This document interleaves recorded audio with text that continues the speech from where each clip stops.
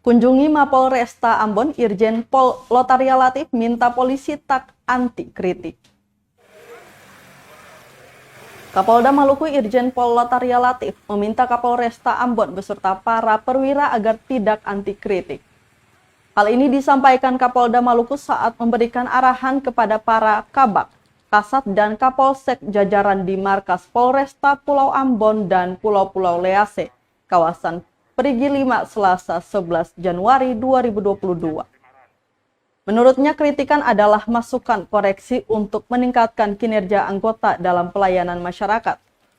Selain itu, Jenderal Bintang 2 itu juga mengingatkan pentingnya sinergitas TNI dan Polri di Maluku.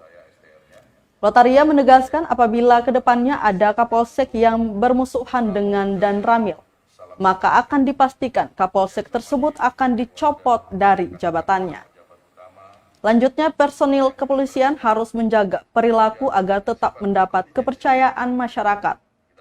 Diketahui kedatangan orang nomor 1 Polda Maluku di Mapolresta Ambon didampingi langsung oleh Irwasda Kombes Pol Dr. Andos Edi Yudianto dan beberapa pejabat utama Polda Maluku.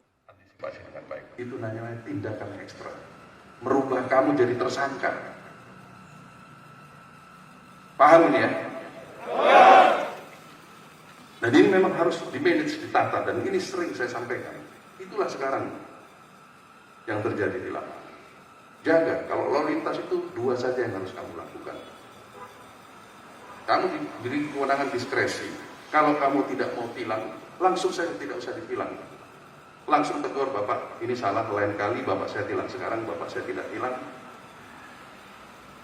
Silakan jalan, tapi kalau nanti melanggar saya tilang. Itu mungkin dia pulang, dia akan bilang, polisi itu baik sekali. Tapi kalau mau tilang, tilanglah, selesai. Tidak usah pakai banyak omong, tilang, jalan. Yang biasanya menjadi persoalan adalah ketika masyarakat merasa dimain-mainkan. Diambil suratnya. Kalau nanti ke pos saya ya, temuin saya, nanti di pos yang dicari tidak ada. Kebijakan-kebijakan nasional dibandingkan citizen. Dan ini adalah situasi yang harus kita terima. Terima kasih sudah nonton. Jangan lupa like, subscribe, dan share ya.